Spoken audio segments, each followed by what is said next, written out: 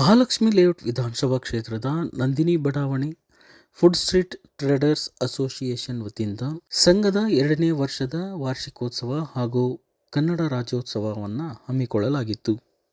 ಈ ಕಾರ್ಯಕ್ರಮಕ್ಕೆ ಸ್ಥಳೀಯ ಜನಪ್ರಿಯ ಶಾಸಕರು ಹಾಗೂ ಮಾಜಿ ಸಚಿವರಾದ ಕೆ. ಗೋಪಾಲಯ್ಯ ಅವರು ಹಾಗೂ ಬಿಜೆಪಿ ಮಂಡಲ ಅಧ್ಯಕ್ಷರಾದ ರಾಘವೇಂದ್ರ ಶೆಟ್ಟಿ ಪಾಲ್ಗೊಂಡು ತಾಯಿ ಭುವನೇಶ್ವರಿ ಫೋಟೋಗೆ ಹಾರ ಹಾಕಿ ಧ್ವಜಾರೋಹಣ ನೆರವೇರಿಸಿದರು. ಇದೇ ಸಂದರ್ಭದಲ್ಲಿ ಫುಡ್ ಸ್ಟ್ರೀಟ್ ಟ್ರೇಡ್ ಅಸೋಸಿಯೇಷನ್ ಅವರ ವತಿಯಿಂದ 25,000 ರೂಪಾಯಿಗಳ ಮೊತ್ತದ ಚೆಕ್ಕನ್ನು ಜಯಪ್ರಕಾಶ್ ನಾರಾಯಣ್ ಡಯಾಲಿಸಿಸ್ ಕೇಂದ್ರಕ್ಕೆ ಹಸ್ತಾಂತರಿಸಿ ಮಾನವೀಯತೆಯನ್ನು ಮೆರೆದರು. ಈ ನಂತರ ಶಾಸಕರಾದ ಕೆ. ಗೋಪಾಲಯ್ಯ ಅವರು ಮಾತನಾಡಿ, ಇಂದು ನೀವು ಹಮ್ಮಿಕೊಂಡಿರುವ ಕನ್ನಡ ರಾಜ್ಯೋತ್ಸವ ಕಾರ್ಯಕ್ರಮ ಬಹಳ ಸಂತಸ ತಂದಿದೆ. ನೀವೆಲ್ಲರೂ ಕನ್ನಡವನ್ನು, ಕನ್ನಡ ಭಾಷೆಯನ್ನು ದೈನಂದಿನ ಜೀವನದಲ್ಲಿ ಬಳಕೆ ಮಾಡಿಕೊಳ್ಳಬೇಕು. ನೆರೆಯ ನಮ್ಮ ಸಹೋದರ ರಾಜ್ಯಗಳ ಜನರಿಗೆ ಕನ್ನಡ ಭಾಷೆಯಲ್ಲಿ ವ್ಯವಹರಿಸುವ ಮೂಲಕ ಎಲ್ಲರಿಗೂ ಮಾದರಿಯಾಗಿ, ಜೊತೆಗೆ ನಿಮ್ಮ ಸಂಘವು ಇಂದು 2ನೇ ವರ್ಷದ ವಾರ್ಷಿಕೋತ್ಸವ ಆಚರಿಸುತ್ತಿರುವ ಈ ಸುಸಂದರ್ಭದಲ್ಲಿ ನಿಮ್ಮೆಲ್ಲರಿಗೂ ಮತ್ತೊಮ್ಮೆ ನನ್ನ ಅಭಿನಂದನೆಗಳು. ಎಲ್ಲರೂ ಇದೇ ರೀತಿ ಒಗ್ಗಟ್ಟಾಗಿ ಅಣ್ಣ ತಮ್ಮಂದಿರಂತೆ ಬಾಳಿ, ಜೊತೆಗೆ ನಿಮ್ಮ ಬಳಿ ಬರುವ ಗ್ರಾಹಕರಿಗೆ ಉತ್ತಮ ಗುಣಮಟ್ಟದ ಹಾಗೂ ಕೈಗೆಟುಕುವ ದರದಲ್ಲಿ ಫುಡ್ ನೀಡಿ ಎಂದು ಹೇಳಿ ಶುಭ ಕೋರಿದರು. ಇನ್ನು ಪ್ರಾಸ್ತಾವಿಕವಾಗಿ ಮಾತನಾಡಿದ ಬಿಜೆಪಿ ಮಂಡಲ ಅಧ್ಯಕ್ಷ ರಾಘವೇಂದ್ರ ಶೆಟ್ಟಿ, ಕನ್ನಡ ಭಾಷೆಯನ್ನು ಉಳಿಸುವವರು ನೀವು ಮತ್ತು ಆಟೋ ಸಂಘದ ಸ್ನೇಹಿತರು. ನಮ್ಮ ಭಾಷೆ, ನಾಡು, ನುಡಿ ಬಗ್ಗೆ ಹೆಚ್ಚು ಒಲವನ್ನು ಬೆಳೆಸಿ ನಿಮ್ಮ ಸಂಘದ ಒಗ್ಗಟ್ಟು ಹೀಗೆ ಮುಂದುವರಿಯಲಿ, ಎಲ್ಲರಿಗೂ ಒಳ್ಳೆಯದಾಗಲಿ ಎಂದು ಶುಭ ಹಾರೈಸಿದರು. ಇದೇ ಸಂದರ್ಭದಲ್ಲಿ ಶಾಸಕರು ಹಾಗೂ ಮಂಡಲ ಅಧ್ಯಕ್ಷರನ್ನು ಸಂಘದ ವತಿಯಿಂದ ಸನ್ಮಾನಿಸಿ ಗೌರವಿಸಲಾಯಿತು. ಕಾರ್ಯಕ್ರಮದಲ್ಲಿ ಸ್ಥಳೀಯ ವಾರ್ಡ್ ಅಧ್ಯಕ್ಷ ಲೋಕೇಶ್, ಮುಖಂಡ ಸುರಭಿ ನಾಗರಾಜ್, ಸಂಘದ ಅಧ್ಯಕ್ಷರಾದ ಸತೀಶ್, ಗೌರವ ಅಧ್ಯಕ್ಷರಾದ ಯೋಗೇಶ್, ಉಪಾಧ್ಯಕ್ಷರಾದ ಶಶಿಕುಮಾರ್, ಕಾರ್ಯದರ್ಶಿ ಸಿದ್ದು ಲೆಮನ್, ಮಹಿಳಾ ಕಾರ್ಯದರ್ಶಿ ಚೈತ್ರಾ, ಖಜಾಂಚಿ ವಿರೂಪಾಕ್ಷ ಸೇರಿದಂತೆ ಸಂಘದ ಎಲ್ಲ ಪದಾಧಿಕಾರಿಗಳು, ಕುಟುಂಬ ವರ್ಗದವರು ಇದೇ ಸಂದರ್ಭದಲ್ಲಿ ಹಾಜರಿದ್ದರು.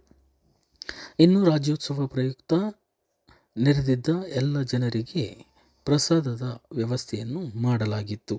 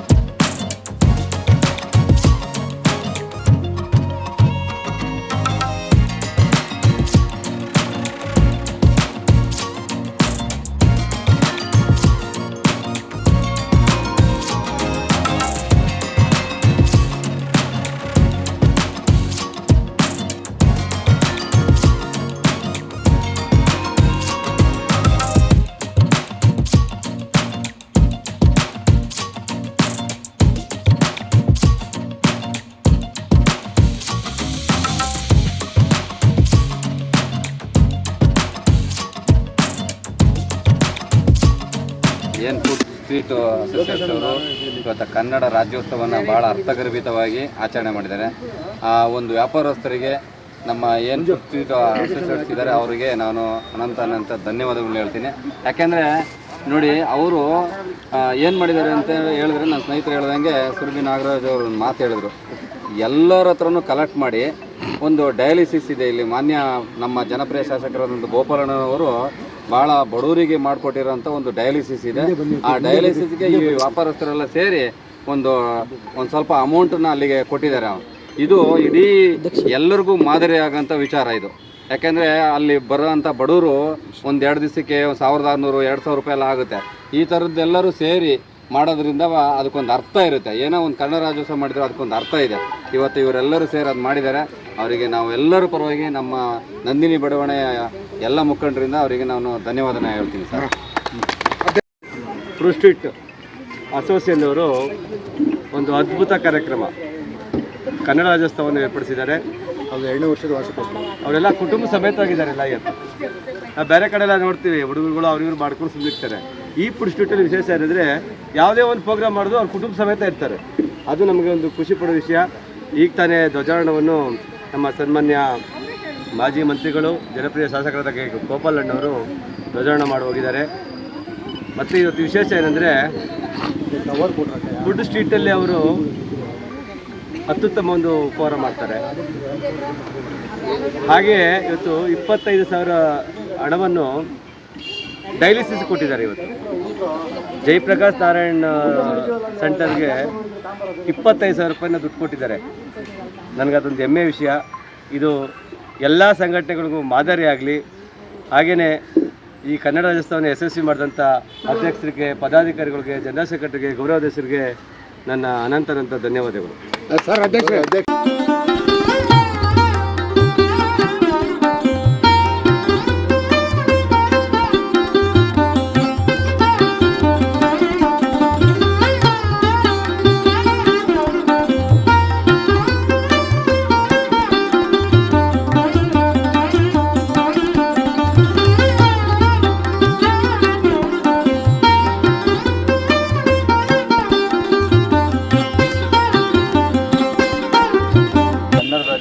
ಆಚರಿಸಲಾಯಿತು.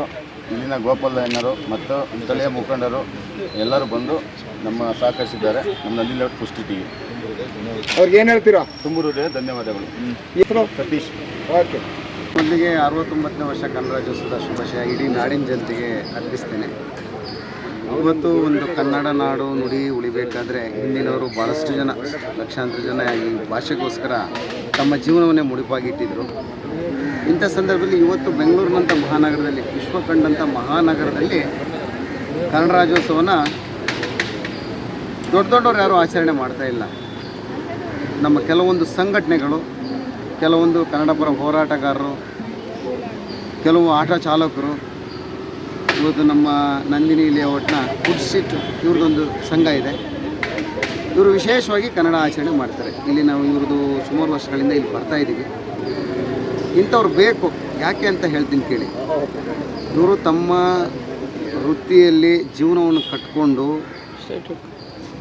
ಭಾಳ ವಿಶೇಷವಾದಂತಹ ಒಂದು ಆಹಾರವನ್ನು ಈ ಒಂದು ನೆಲಗಟ್ಟಿನಲ್ಲಿ ಇಡೀ ಮಹಾಲಕ್ಷ್ಮಿ ಅವ್ರ ವಿಧಾನಸಭಾ ಕ್ಷೇತ್ರಕ್ಕೆ ಬಂದಂಥವರಿಗೆ ಒಳ್ಳೆ ರೀತಿಯ ಒಂದು ಆಹಾರವನ್ನು ನೀಡ್ತಾ ಇದ್ದಾರೆ.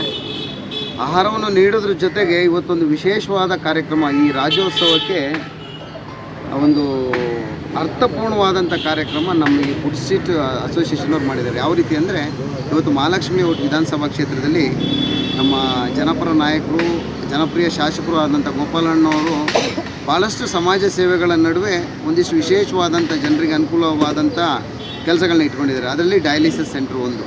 ಅವರೇ ತಿಂಗಳಿಗೆ ಕೈಯಿಂದ ಒಂದಿಷ್ಟು ದುಡ್ಡುಗಳನ್ನ ಹಾಕ್ಕೊಂಡು ಆ ಒಂದು ಡಯಾಲಿಸಿಸ್ ಸೆಂಟ್ರ್ನಲ್ಲಿ ಒಂದು ಯಾರು ಮೂತ್ರಪಿಂಡ ಹಾಳಾಗಿದೆ ಅವರಿಗೆ ಒಂದು ಜೀವವನ್ನು ಉಳಿಸೋ ಕೆಲಸ ಮಾಡ್ತಿದ್ದಾರೆ. ಅಂಥ ಒಂದು ಡಯಾಲಿಸಿಸ್ ಸೆಂಟ್ರಿಗೆ ಇವತ್ತು ನಮ್ಮ ಸಂಘದವರು ಫುಡ್ ಸ್ಟ್ರೀಟ್ನವರು ಎಲ್ಲ ಒಟ್ಟು ಸೇರಿ ಇವತ್ತೊಂದಿಷ್ಟು ಹಣದ ಸಹಾಯ ಮಾಡಿದ್ದಾರೆ. ಅಂದರೆ ನಿಜವಾಗ್ಲೂ ನಮಗೆಲ್ಲ ಒಂದು ಇವರಿಗೆ ಎಷ್ಟು ಹೃದಯಪೂರ್ವಕ ಧನ್ಯವಾದಗಳನ್ನ ಅರ್ಪಿಸಿದ್ರೂ ಸಾಕಾಗಲ್ಲ. ಯಾಕಂದರೆ ಇವತ್ತು ಕೆಲವೊಂದಿಷ್ಟು ಸಂಘ ಸಂಸ್ಥೆಗಳು ದುಡ್ಡು ತಗೊಂಡು ಕೆಲಸ ಮಾಡುವಂಥ ಸಂದರ್ಭದಲ್ಲಿ ಇವರೇ ಸಾಮಾಜಿಕವಾಗಿ ಒಬ್ಬ ಮನುಷ್ಯನ ಜೀವ ಉಳೀಲಿ ಅಂತ ಹೇಳ್ಬಿಟ್ಟು ಕೆಲಸ ಮಾಡ್ತಿದ್ದಾರಲ್ಲ, ಇದು ಅವರ ಒಂದು ಹೃದಯದ ಒಂದು ವೈಶಾಲ್ಯತೆ.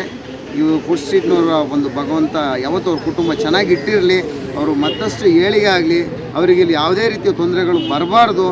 ಯಾವುದೇ ರೀತಿಯ ತೊಂದರೆ ಬಂದರೂ ಅದನ್ನ ನಮ್ಮ ಗೋಪಾಲಣ್ಣವ್ರು ಮಾಡಿಕೊಡ್ತಾರೆ. ಅವ್ರ ಜೊತೆಗೆ ನಾವೆಲ್ಲ ಮುಖಂಡರುಗಳು ಇದ್ದೇ ಇರ್ತೀವಿ.